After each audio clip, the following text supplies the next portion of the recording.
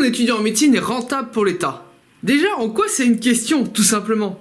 Parce qu'un étudiant en médecine, ça coûte très cher. On parle de 20 000 euros par an où l'étudiant se forme. En plus de ça, il y a des aides de l'État durant ses études. Mais en contrepartie, pendant toute la durée de ses études, l'étudiant est très peu payé. Donc ça permet d'éviter de payer quelqu'un avec un salaire plus décent. Ça c'est évident, mais encore plus fou. Quelqu'un qui devient médecin a un salaire qui est plus conséquent. Et donc des impôts plus conséquents. Et vous allez voir où je vais en venir. C'est parti. Avant de commencer, il faut bien mettre les choses dans le contexte. Pendant 3 ans, un étudiant en médecine n'est pas payé. Ensuite, pendant 3 ans, il est très peu payé. De l'ordre d'une centaine d'euros par mois. Non, mais non, je ne vais pas crier. Combien? Puis, il devient médecin et obtient le statut d'interne et avec un salaire qui va être de plus en plus croissant. Et après 4 ou 5 ans, il devient enfin docteur. Rentrons dans le vif du sujet. Puisque l'État débourse 20 000 euros par année d'études et qu'il y a environ 10 années d'études, chaque médecin que vous voyez, il faut savoir que l'État a financé son parcours à l'auteur d'au moins 200 000 euros. Et en France, on a une chance qui est assez incroyable, car les études coûtent presque rien. On parle de 260 euros par an pour un étudiant en médecine, donc il va donner 2600 euros sur ses 10 ans, alors que l'État en a donné 200 000. Mais alors, pourquoi se plaindre? On devrait se dire on est chanceux. L'État finance complètement nos études. C'est là que ça devient intéressant. On estime qu'un étudiant a besoin de 1000 euros par mois, tout frais compris, nourriture, logement. Le salaire d'un externe ne permet absolument pas ça, car pendant tout l'externat, l'étudiant va obtenir 11 000 euros de salaire, sur ses 6 ans d'études de médecine. Ça veut dire qu'il va manquer 60 000 euros pour financer ses études. Oh, c'est ballot, hein, c'est ballot. 60 000 euros que les parents vont devoir donner ou que l'étudiant va devoir travailler. Ou que l'État va devoir donner. Les aides de l'État sont échelonnées. Si vous êtes au plus gros échelon, vous avez environ 7 000 euros par an. Ce qui fait que sur 6 ans, vous allez recevoir 54 000 euros environ. En récapépète, l'État donne 200 000 euros pour la formation de l'étudiant. Pour les 6 années d'études, il va vous manquer quand même 60 000 euros pour financer tout ça. Et si vous êtes quelqu'un qui reçoit beaucoup d'aides, l'État va vous donner 54 000 euros sur ces années d'études.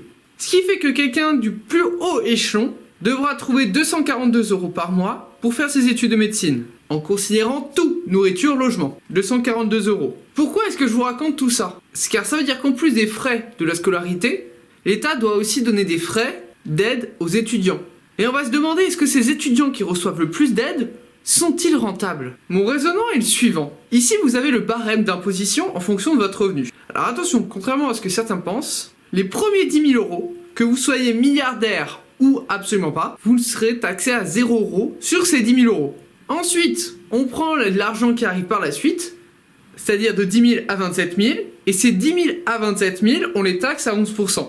Et ainsi de suite. Quand vous êtes taxé à 11%, c'est pas tout ce que vous gagnez qui est taxé à 11%. Et là, maintenant, nous allons avoir un raisonnement qui est surprenant. Prenons un individu A, qui est un Français médian. Il a un revenu médian, incroyable. C'est gagné, c'est gagné. Ça veut dire 23 000 euros par an environ, et donc taxé à 11%. Et il donne à peu près 2500 euros à l'État chaque année. Prenons un autre individu qui lui va devenir médecin, que l'État a donné beaucoup d'argent pour sa formation. Le revenu médian d'un médecin, c'est 92 000 euros par an, et il va être taxé jusqu'à 41%. Ce qui fait que chaque année, il donne 22 000 euros à l'État. Oh, c'est ballot, hein, c'est ballot. Donc obtenir des médecins par rapport à un Français médian permet à l'État d'obtenir 20 000 euros d'imposition en plus chaque année. Et comme on a dit que les études de médecine c'était 200 000 euros sur les 10 ans, en environ 10 ans, le docteur aura remboursé la nation. Mais reprenons notre individu du plus haut palier, qui a reçu beaucoup d'aides de l'État. Enfin, beaucoup, c'est relatif. On parle de quand même 42 000 euros. Lui, il aura remboursé ses frais et sera devenu rentable au bout de 12,4 ans. Si on résume, un étudiant en formation, ça coûte cher. Une fois qu'il est diplômé, ça devient très rapidement rentable et ça compense ses dépenses précédentes. Par contre, une fois qu'il arrive à la retraite, alors les retraites sont plus élevées et donc ça redevient non rentable. Sauf qu'il y a une erreur. On a dit que les études coûtaient de l'argent à l'État. Mais déjà, est-ce que ça coûte vraiment de l'argent à l'État? Pendant l'externat, effectivement, on fait un emploi qui est peu qualifié. C'est beaucoup d'administratifs, et si on devait remplacer les externes de l'hôpital par des gens, ils seraient sûrement payés au SMIC. Sauf que nous, on n'est pas payés au SMIC. Ce qui fait qu'à chaque fois que vous retirez un externe de l'hôpital, il faudrait déverser 44 000 euros en plus, durant tout son externat, pour le remplacer. Et le pire, c'est la suite. L'interne, qui lui est devenu médecin, a la capacité de prescrire, mais n'a pas encore passé sa thèse, donc n'est pas docteur. Eux, s'il fallait les remplacer, il faudrait les remplacer par des gens qualifiés avec un salaire beaucoup plus important. Ce que l'interne n'a pas. Donc en payant faiblement l'externe plus l'interne, à la fin des études, ça a permis d'économiser 210 000 € à l'État. Et ça, les 210 000 € d'économiser, c'est pour un médecin généraliste. Pour un spécialiste, ça serait plutôt dans les 360 000 € d'économiser. Donc si on résume, une fois que le médecin est en formation, même si on n'avait pas considéré le fait que les étudiants sont sous-payés, ils rembourseraient leurs dettes en une dizaine d'années. Et après, c'est 100% bénéfique. Puis, à l'âge de leur retraite, effectivement, des médecins à la retraite, ça coûte cher. 2-3 dernières notions que nous n'avons pas abordées. Effectivement, un interne est sous-payé. Mais il est sous-payé en plus par des horaires déclarés, mais qui ne sont pas respectés. Ce qui fait qu'un interne généraliste gagne du 6 € de l'heure. Un neurochirurgien, 3,85 € de l'heure. Et il ne faut pas oublier quelque chose, une population qui est en bonne santé et une population qui rapporte. Donc on ne peut pas considérer seulement le médecin dans l'échiquier. Avoir un médecin coûte de l'argent pour l'État, qui en rapporte de manière indirecte. Parler d'économie de la santé n'a aucun sens.